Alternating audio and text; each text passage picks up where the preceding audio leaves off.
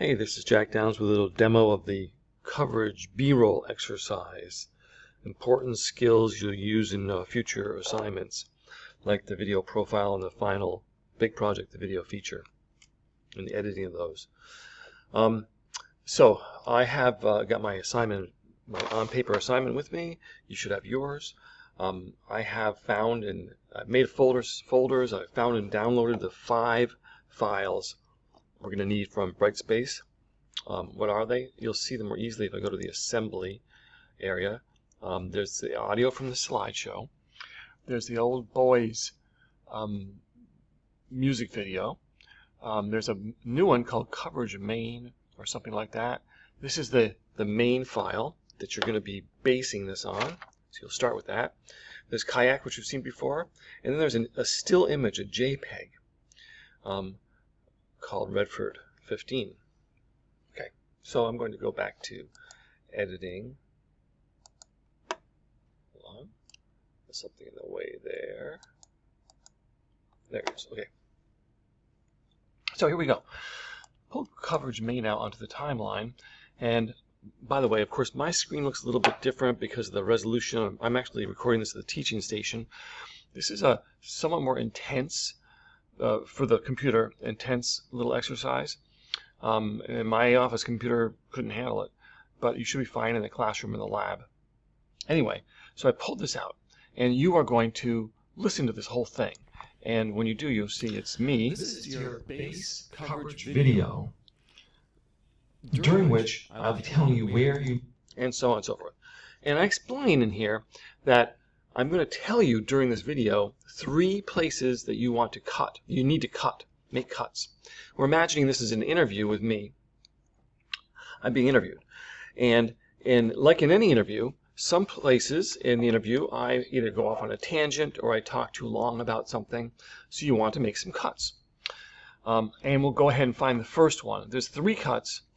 And they're designated in here by me telling you that they're happening, which of course you don't have the advantage of in normal production. There's no cut at the very beginning. You leave this stuff in, but at a certain point I say, First I talk about kayaking. There's a pause. This is your first cut. Just before that pause, I'm about to pause again, and then start the rest of the script. Okay. So you can actually see on the audio where that cut is, and I think that's a good way to judge yourself, although you may have to go back and forth a few times to get your cursor in the right place. You don't have to put your cursor here, your scrubber, to see that line, but I think it helps. Then you grab the razor tool and you actually just make a slice at that point. Boom. And I'm going to move to the end of that area and make another slice there. Boom. And then I take my regular selection tool back again. So I use the razor tool, then back to the regular selection tool, and I select that chunk that I have sliced around. I could just hit delete and then grab the remainder and yank it down, but if you hit shift delete, this is called a ripple delete.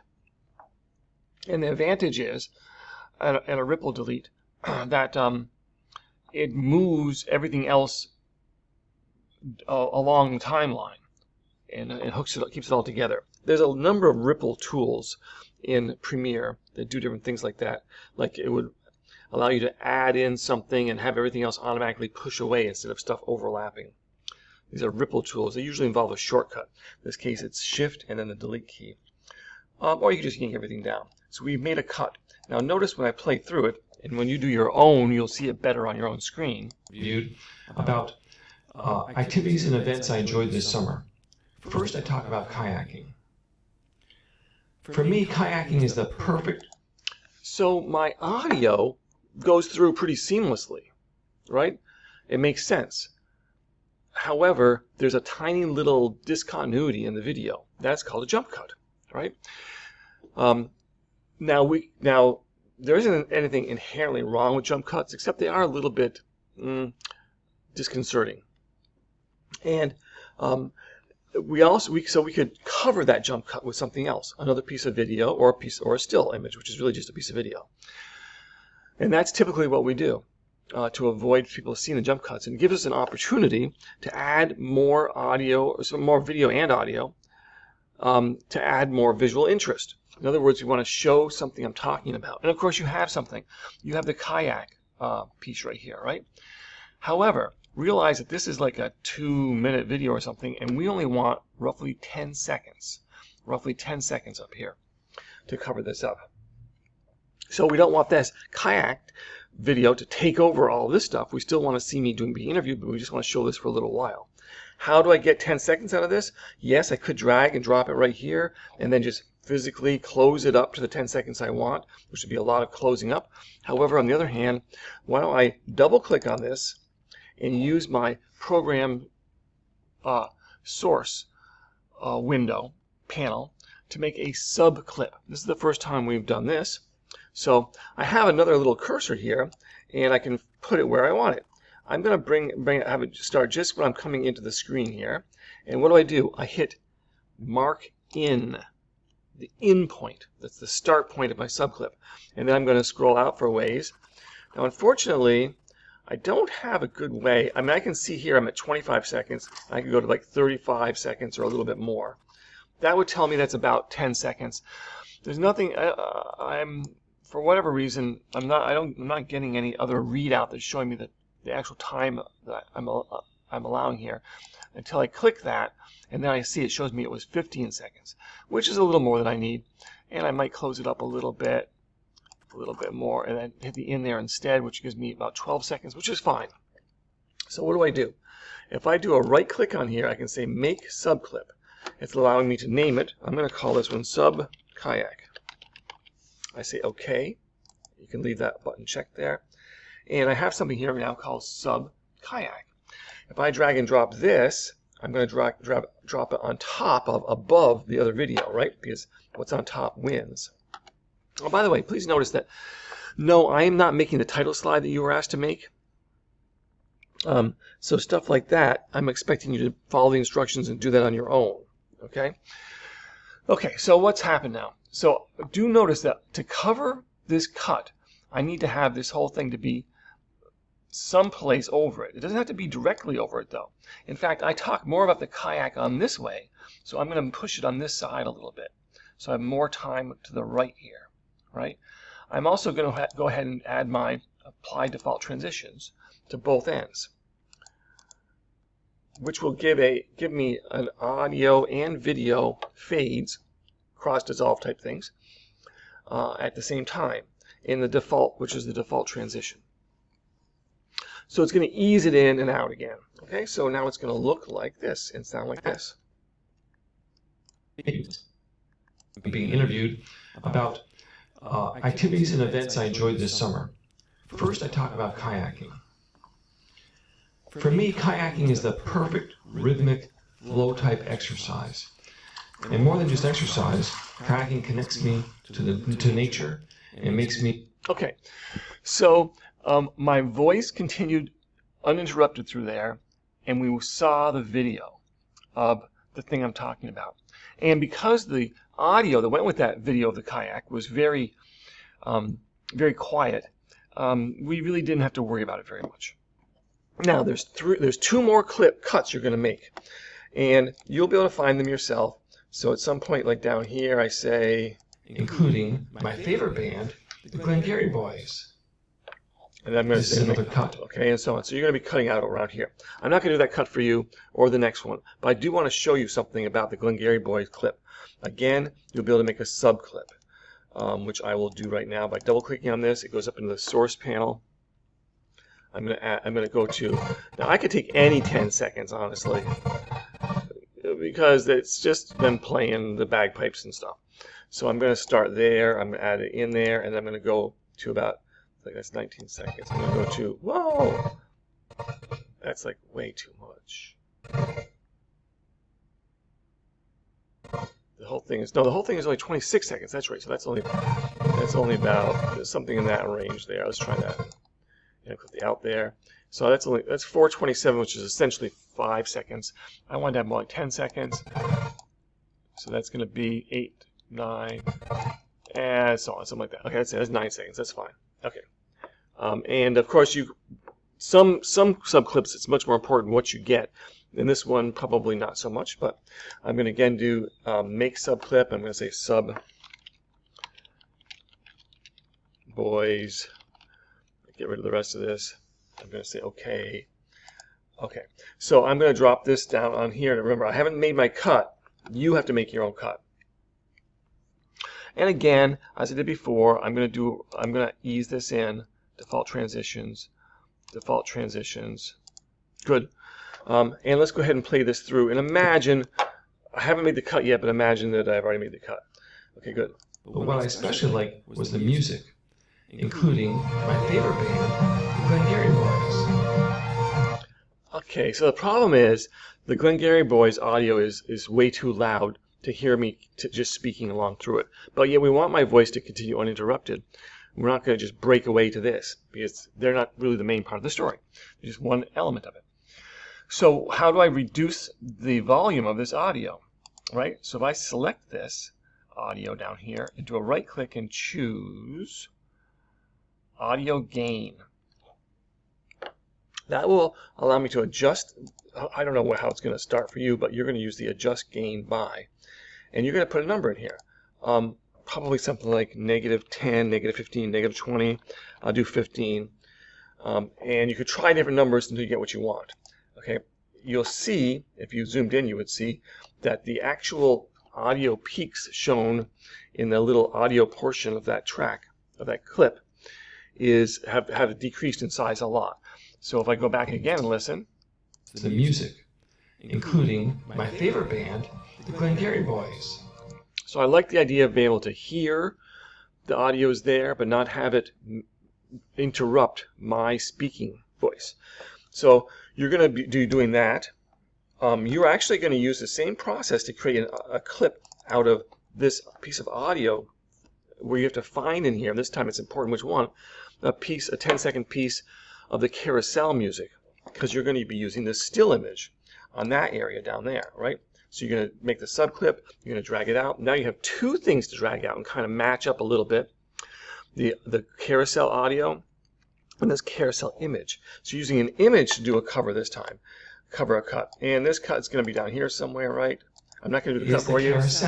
The carousel, and then I go into some boring stuff, and then you cut out, and then I keep speaking about the carousel. So you need 10 seconds here of an image and of this audio, which you make a subclip, which you drag and drop down below here. And of course, then that audio is going to be too loud, so you have to reduce the gain of it. And both in at the beginning end of the audio and the beginning end of the image, you're going to add the default transitions. So we're going to imagine that's going to go somewhere there like that. It's actually, I'm getting some snapping action here, but we'll stick it there for now. But what does it look like? Look at that. It looks so tiny. What's going on here? Well, the issue is that these images don't have a whole lot of resolution. So sometimes if you have a super big resolution image, when you bring it into your video timeline, it will like be too big and you'll just be like way zoomed in. Sometimes you have a really small image, you bring it into your video timeline, it's going to be just super tiny. So what do? Well, you should have an idea from working with the slides, right? With the slideshow exercise, you can, we're going to select that, and then you're going to, where is it down here? You're going to set to frame size. Boom. Okay, that made it much bigger. That's very nice, but you see something weird, right? Some of the video is showing through. Well, we could scale to frame size, which essentially makes it even bigger. But let's imagine that we want to keep the crop that we have, okay? We don't want to distort it, this image, and shift it to make it the X and the Y not equal each other, right? We want to keep the crop that we have. We don't want to just zoom it and make it even bigger. We've made it pretty big already, so it's going to be a little bit fuzzy. So what are we going to do? Well, you should have an idea about this too, because we do something similar, sort of, when we're dealing with the titles. We get some black video.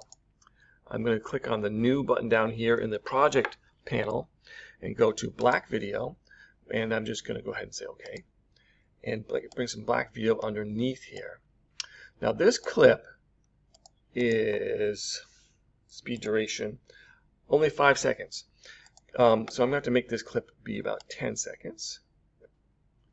And it tells me there on the screen that it is. Therefore, I'm going to have this be about the same. and I'm going to bring both of them, give both of them default transitions, and the same thing on the black. That's cross dissolves. Every case it's only 1 second. If you wanted more, which would be fine, you would have to go manually change it. I want to also expand this a little bit. I'm going to zoom in a little because it's a little hard to see what I'm doing. Okay, I'd like the black to begin and do its fade in so it's completed to black when the image fades into. That's my idea anyway. Okay, let's see what it looks like. Of days past. But the real reason I love it is the carousel. And you could argue whether or not you want those offset, and it's fine with me either way. Now, there's no music there now because I did not make that music clip. You will have to make a clip of carousel music and reduce the gain. Okay, so let me look at the instructions to see if I've forgotten anything. 3 cuts, 3 pieces of coverage. I did 1 cut. You have to do all of them. You have an image. You made sub clips. You have an image. You had to add some black video behind it. And do notice that it's important that the black video be below here, right? And then when you finally get all done, you think you're all set.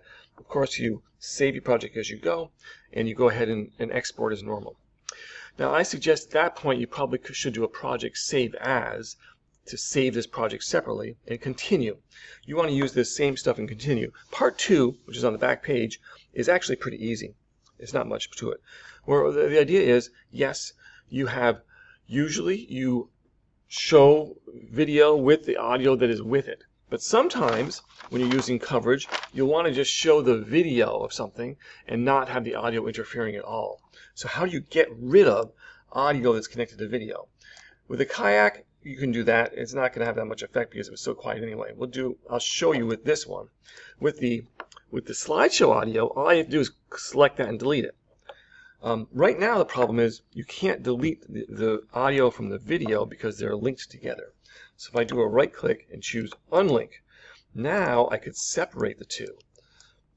So this is the boys audio, and I can just hit the delete button and it is gone. Including and then I would just see them playing, which honestly I don't think would be as good.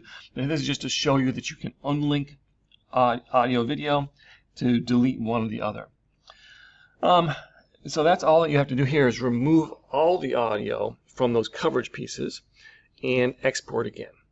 I'll show you some other time, but one other thing, just so you know, speaking of separating audio and video, if you ever want to just bring the audio or video from a piece of regular video into your timeline, in other words, you don't even want the other stuff to show up, right here in your subclip area, you have the choice of drag audio only or drag video only.